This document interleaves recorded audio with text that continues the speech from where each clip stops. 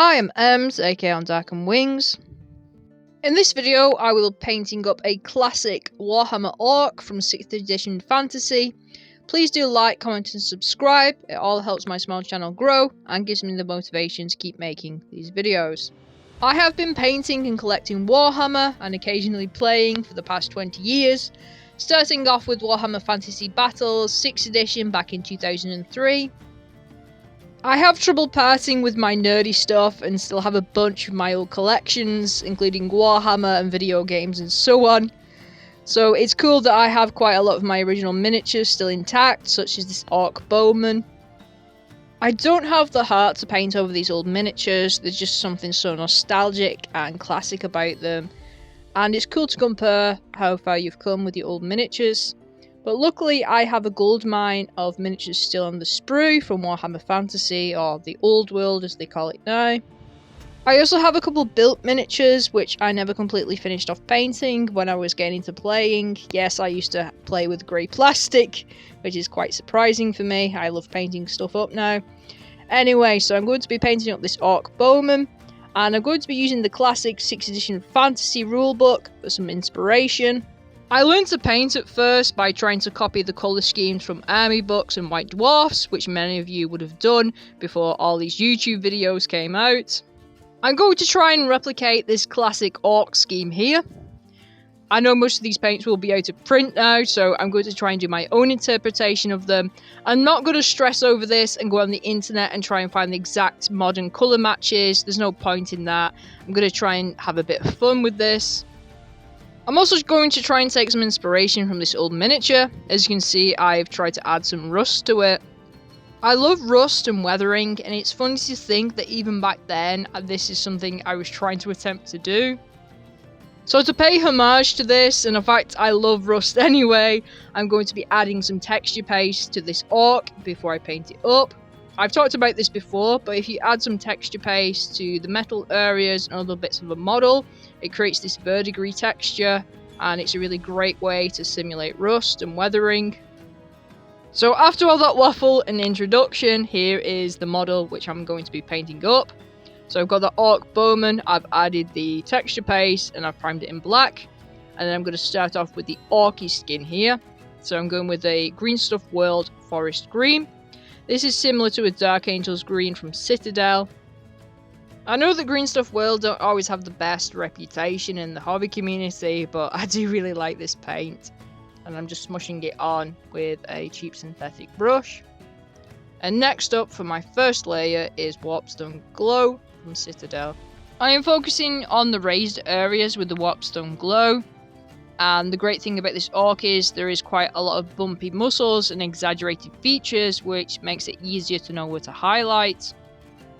The forest green I used previously will stay in the shadows and the recesses, and as I said, I'm focusing more on the raised areas of the muscle and the face and the hands. You don't always need to add washes, you can just build your paints up gradually like this if you want to. Since the orc skin is quite a main feature on the model, I wanted to try and push the highlights even more, so I decided to mix in some like Warpstone Glow with some AK Interactive's Ice Yellow. I've talked about this before, but adding an ice yellow or a beige colour or any off-white colour is much better than using pure white mixed in with your colour to add highlights. White on its own mixed in can be too desaturated and won't get the desired effect. I think now is such a great time to be part of the hobby because there's so many resources and so many community parts to it as well. And now you have all these YouTube videos and online articles and these even more advanced like Patreon tutorials you can get. But I learned from, like I said, a mixture of these White Dwarf articles and looking at more traditional scale model painting. And also on top of that, I've always been interested in art, so I learned from like traditional art theory as well as I got better with painting. So these highlights are a little bit jarring, and that is fine. So what I'm going to be doing is adding a glaze back in with that Warpstone Green. I know that glazes can seem intimidating at first, but this is one of the most simpler ways to approach them. So the easiest way to get a glaze is to thin down your paint to a watery consistency where it's almost translucent, and you can test it out on the back of your nail like this, or you can test it out on some plastic card. A glaze is almost like a wash in the consistency, however we will be more controlled with it, so we don't want too much on our brush. And I am aiming for where the highlights were, so I'm trying to make them more harmonious and less jarring, as I said. This is almost like a cheating way to approach painting, so instead of gradually building up these highlights, you can just add a more stark contrasting highlight, so something quite bright, and then you can bring it back down with the glaze so it's more consistent with the rest of the model. Glazing can get more complicated than this, but like I said, this is a more simpler way of approaching it. And this is also a great way if you're highlighting miniatures which have red paint on them, because if you add highlights to red, it tends to go too pinky or too orange, so you can always glaze over the top a red paint to get it more consistent and a more reddish hue. So after all that waffle with the skin, I'm going to keep it simple with the black leather areas. When you're highlighting black, you don't have to just use grey. You can use any colour you want really, and if you want to get more technical, you could use all sorts of different colours, depending on how the black would reflect those colours. But one of my favourite ways to differentiate from the grey and make something a bit more interesting is to use blue hues. So I'm going to just simply add some highlights using Thunderhawk Blue from Citadel here. I know that I could have built these highlights up more gradually, however I'm going to just add the Thunderhawk Blue, and then if I think it's a bit too jarring, I could just glaze some black over the top of it. Like I said with the skin, you can just glaze over the top to make your colours more harmonious. So here are the highlights I've added, and I think they stand out enough, and I don't want to add any more and go too over the top with these. Moving on now to the silver metallic part, so I am using Darkstar Multimetals Silver Verde. So this is a silver paint with this slightly sort of aged look to it. So this is going over the studs on the black leather, along with the bow, and there's like a piece in the middle, which I'm assuming is metallic, but that's what I'm just going for.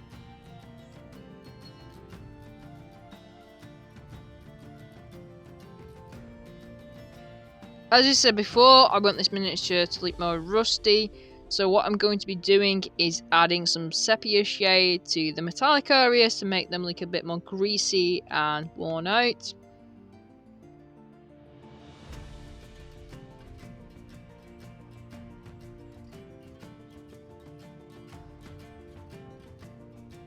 I wanted to push and emphasize the rust a little bit more. So what I'm doing is I'm grabbing some Troll Slayer Orange from Citadel and I'm stippling this on. So I'm leaving it quite thick, the paint on my brush, to create some texture, and I'm just dotting it around the metallic areas to make it look like rust.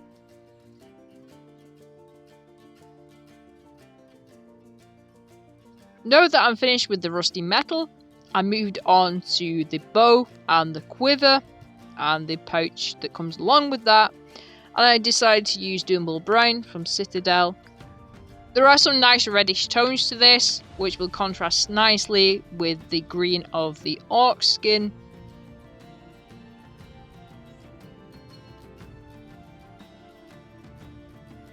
I wanted the bow and the quiver to look more aged.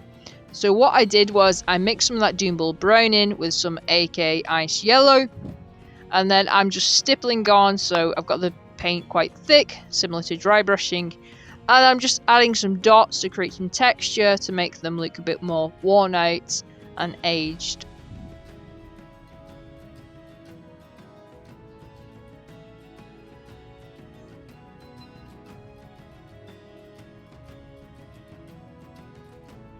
I'm almost finished here, so I'm tackling the tifos and the arrowheads, and I'm using Pro Acryl's Ivory, and then I'm going to add a shade of sepia tone over the top of these to make them look a little bit more manky and disgusting.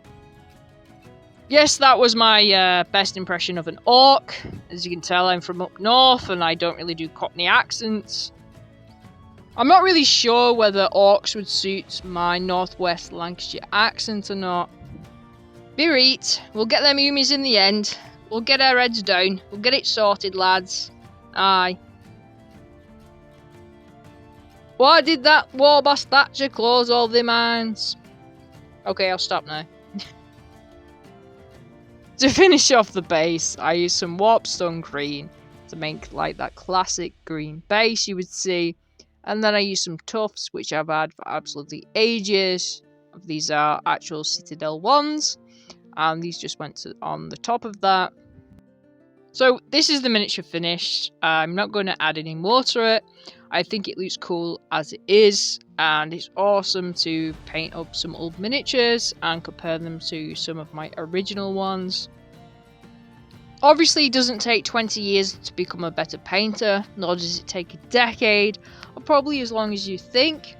And it doesn't take expensive brushes or paints and all these modern things to be good at painting. It's all about passion and practice, and then going out of your comfort zone sometimes. I had a bunch of fun painting up this miniature, and it's so cool to kind of relive that part of my life, and it's awesome to know this is something I still enjoy doing. I hope this video has inspired you in some way.